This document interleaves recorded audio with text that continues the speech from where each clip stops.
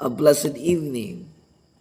Let us put in our mind that one of the greatest treasure that we have in life, it's not money, it's not wealth or even provision, but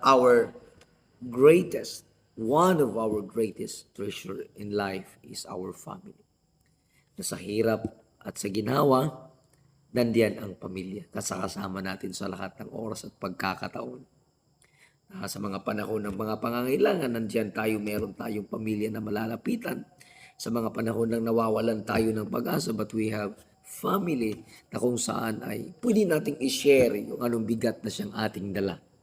And always remember that spend time with your family, give time to your family, bigyan natin ng kahalagahan at importansya yung ating mga mahal sa buhay na habang meron tayong lakas, meron tayong hininga, i-value natin yung ating pamilya.